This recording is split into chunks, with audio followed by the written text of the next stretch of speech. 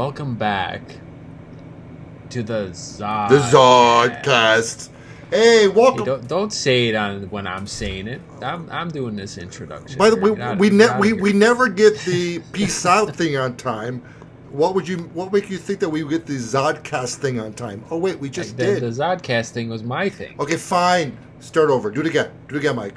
I'm starting over. This is a podcast. We're in it now. Okay, fine. You've done messed it up now. So that's my job. I mess things up. Paul, what are we talking about today? We are talking about two amazing shows that were airing in the 1970s.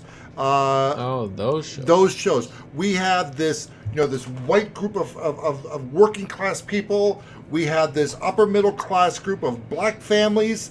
And Mike, what are we talking about today? All right, today on the Zodcast, we're talking about these reboots of All in the Family and The Jeffersons. All in the Family and The Jeffersons. Mike, this was completely off my radar. I mean, yeah. I didn't see this coming. I think I might have read something maybe a month or two ago, but when you messaged me today, I was angry. I was like, what? Why? How? How could we? Yeah, why do we need this? No, I saw an ad for it. That's what it was. And I was scrolling, saw it, and I was like, what? And, I'm like, so the begs the question. And now I guess this has been going on. So I kind of, because I did see like a clip of the Jeffersons with Will Ferrell. So, but I was like, how is that going to work in today's world? In today's culture, right? Like with, how racy that was considered back in the 70s, racially charged and the character Archie Bunker, it'd be like, I mean, what would the snowflakes do with that today? I mean, geez. Why? So I figured, how is this going to work? Well, the first thing is we didn't get trailers for this because they're shooting every episode live. And, I mean, not only in front of a studio audience, but also they're filming this live. And that I have to give them props for because I'm a theater guy. I performed in front of people. So they're not just performing in front of a couple hundred people. They're performing in front of millions of people live. Well, speaking of performing, you've got, let's take a look at the cast right quick. You've got Woody Harrelson, Marissa Tomei, Aunt May, Aunt May, Jamie Foxx, Will Ferrell, Wanda Sykes. I mean, Sykes, my bad. It's a great cast. Now, very talented actors. I said very talented actresses and actors. Right. Did you see the performance? I don't know the singer's name. I can't think of it right now. And she sang the Jeffersons "Moving On Up," and I watched that, and I'm like, oh my God, that was amazing when she performed that. And when she's singing the theme song for the Jeffersons, "Moving On Up," she's going through the set, the kitchen, the living room to the elevator, and she sounded amazing. Yeah, it was great. Well, I don't think they could have come up with a better cast. I mean, I'm a little confused with Woody Harrelson. Of course, he's a veteran, and love him, but he doesn't make sense as Archie. I mean, I don't know what to make of this thing because it seems like the actors are doing impressions of the original cast. No, I agree 100%. So I don't know how to. I'm just like, I can't get past that part of it. Like, it's taken me out of it. Going, okay, I'm analyzing their impression of the previous actor rather than like trying to see what's going on with the show. I felt that for All in the Family. So when I was watching, the 2019 All in the Family, and then I purposely watched a 1970s All in the Family, it really felt like they were just impersonating the characters. That was do we not want to do that? I mean, if you're gonna reboot something, in a way, you kind of just do a fresh take on it. I thought, no, it's just very distracting.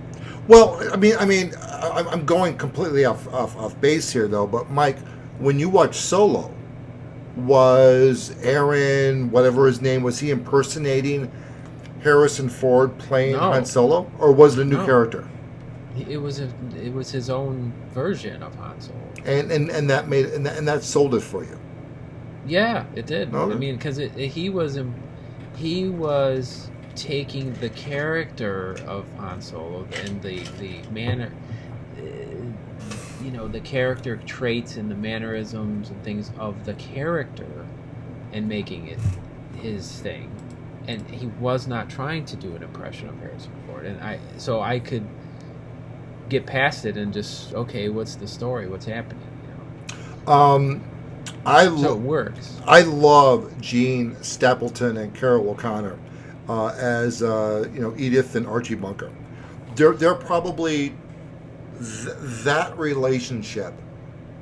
Really, I just talk about unconditional love, and I love those two characters. Archie Bunker. Yes.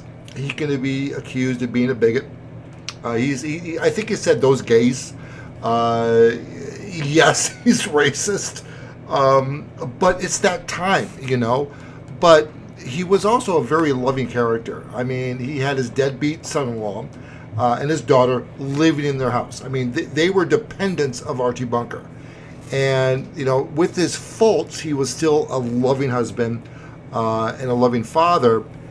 Edith, she's an angel, and she's probably one of my favorite TV moms of all time. Mm-hmm. When I was watching All in the Family today, I didn't feel that connect, And again, going back to the impersonation part, it just felt like, we had two actors, Woody Harrelson and Marissa Tomei. It just felt like they were just doing their best to portray those two characters. And I'll give them props. I mean, they did not phone this in. I mean, they truly were performing, right. And they were really trying to give homage and respect to those characters. Yeah, but it's not a natural chemistry like the original. I mean, no. That's what you're talking about, is there's a chemistry that happened in the original show that's not here because they're just doing impressions of the characters. Yeah, it's just kind of weird. Mm-hmm. I mean, Gene Stapleton was like over the top, but she was being herself. You know what I mean? Like, her natural persona was just crazy. Yes, and when you have somebody doing an impression of that's really over the top, and it's just like, it's almost annoying. Yeah, and spoiler alert, when she passed away, and you saw the heartbreak with Archie Bunker, I cried. I mean, I sobbed when she passed away because she truly is the definition of goodness. Well, they kind of went on, as I recall, with that show where it was like, it had become like Archie's Place or something like that. There was some more to it then. No. It kept going. Yes, it did. It did go another season, but it just kind of fizzled out and burned. When Archie was in the bedroom talking to his grandson, I believe, after she died, that should have been the series finale, in my humble opinion. Yeah. I mean, you can't really do too much with it after that. I mean, their couple was what sold it. We just went to a really dark place, and I did not mean to take us there, and I apologize. Well, it's history. It's true. Yeah.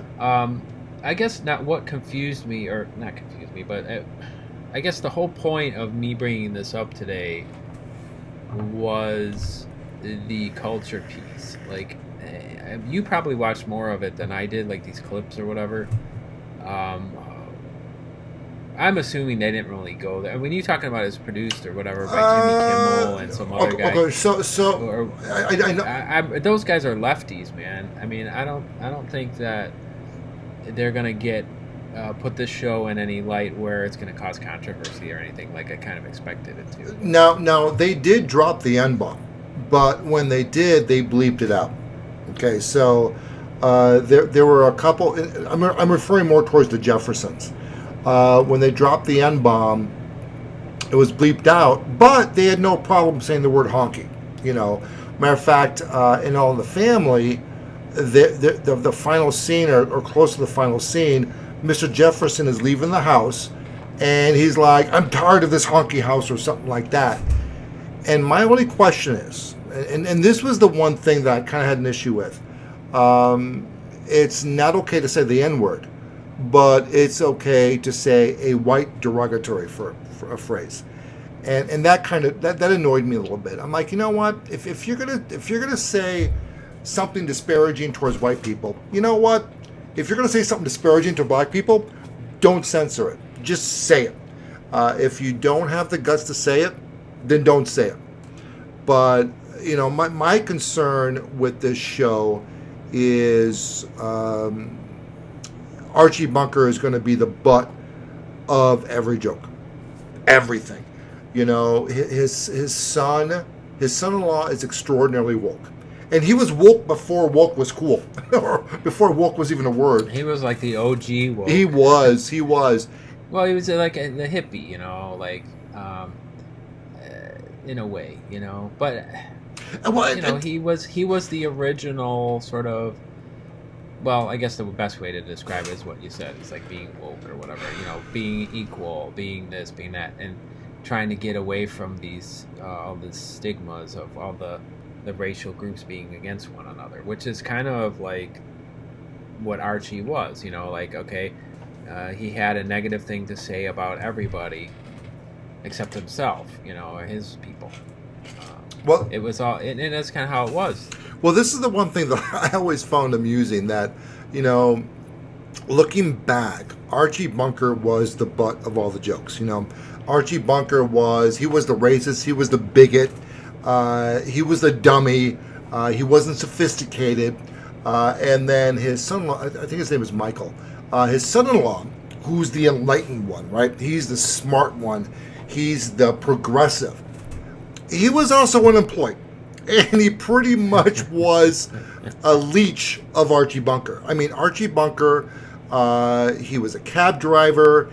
I think he worked in a butcher. I think but he was middle class, hardworking. He put the food on the table. He provided all the money, the roof over everyone's head. He paid all the bills. He was the anchor, yet he was the butt of all the jokes. And his deadbeat son-in-law was the enlightened smart one. The meathead. Yes. So looking at that is, well, who was the head of the household? Well, it was Archie, and whatever attacks you can put upon him, he still took care of his family, and he made sure all needs were taken care of. Well, he almost had like the Ralph Cramden from Honeymooners type of thing, where he'd rant and rave and, be curse out everybody or whatever. But in the end, the woman stepped up and was like, "Look, asshole, this ain't right." And then he'd give in and be like, "Oh, and realize that he's wrong." And you're right, because Edith was that same character. Exactly. I was going to say, when you said he was like the head of the household, I'm like, you might want to check that for a sec. Because really, at the end of the day, if Edith stepped up and had enough, boy,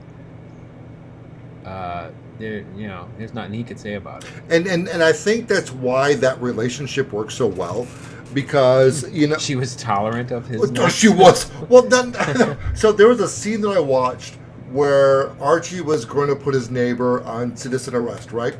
And he called in Edith to be a witness. He's like, "Okay, put your hands on the wall, turn around, whatever." And the guy's like looking at him like, "You're an idiot."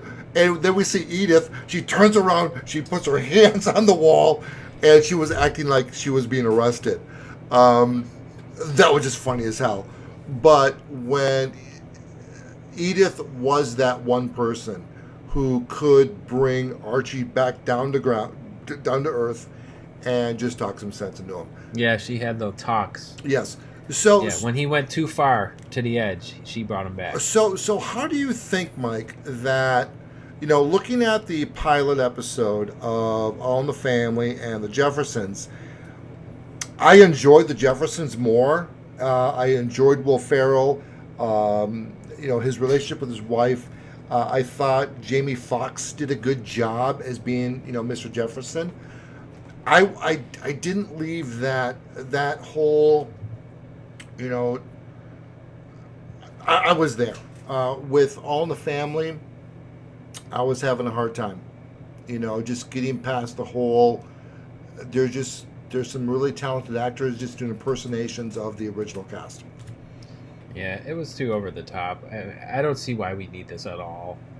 I mean, as if it was like a stage play or something, or the fact that you said that, it is live in front of a studio audience, it kind of has its thing.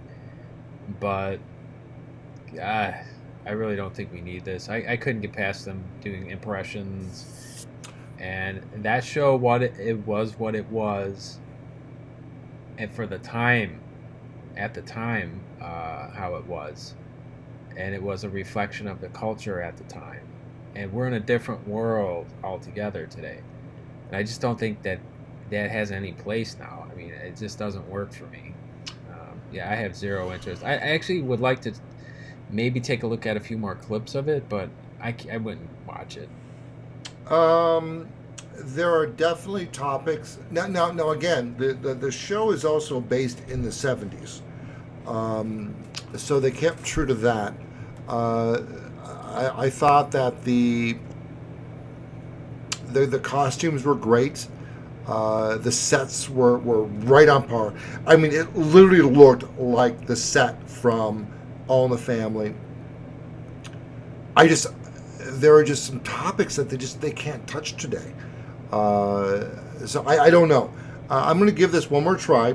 I'm going to look at this again. But you know what? I kind of enjoyed it. When you first mentioned this to me earlier today, my blood was boiling. And I'm like, if we're going to talk about this, I probably should watch it. And you know what? I like Woody Harrelson. I like, I can never, Marissa Tomei. I like her. Jamie Foxx, not much of a fan. Wanda Skies, love her. She's amazing. So, and Will Ferrell. We'll see. I'm going to keep an open mind on this one. Okay. Yeah, that's it. You take one for the team then. I did a review on Teenage Mutant Ninja Turtles. Okay, that was me taking one for the team. So, Mike, with that being said, do you have any final thoughts? No, final thoughts is I would take a look at a couple more clips. I agree that the Jefferson version was better than All in the Family. I love Woody Harrelson. I think that he wasn't right for this part. And it kind of annoys me. The accent is just so forced and all that. So, I don't know. It's just something that I thought would be an interesting thing to talk about because of the core of it is the culture thing.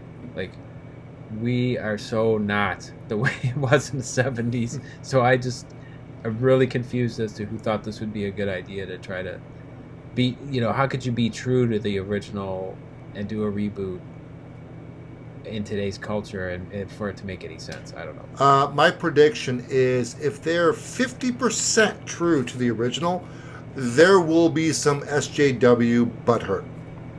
There will be. There will be tweets. I mean, it'll happen. For me... Well, it begs the question, I mean, could it be done in such a way that it doesn't... No. It's like a cute point gets across without offending people, well, and at the same time, how could you be true to the original then? Well, because that's what it did. No, that's a great point. There is no way that you can be true to the OG source and not offend somebody. Yeah, not with this. No, there's no way. And what I want to challenge CBS to do offend people. CBS, offend people. Give them the middle finger. Say, I don't care about your feelings. This is art. If you don't like it, watch another show. Because corporate giants like that won't do that. No, but the thing is, though, if they offend people, I'm watching that show. So, well, maybe it could go the other way. Maybe that's what gets the rating. Yeah, maybe. So, hey, what do you guys think? Do you want to see a reboot of All in the Family and the Jeffersons? Let's continue the conversation in the comments section below. If you like this video, hey, smash that like button, share it to your friends and family, and for future content, please subscribe. So, Mike, with that being said, peace out. Peace out. We can never get that peace out on time unless we edit it.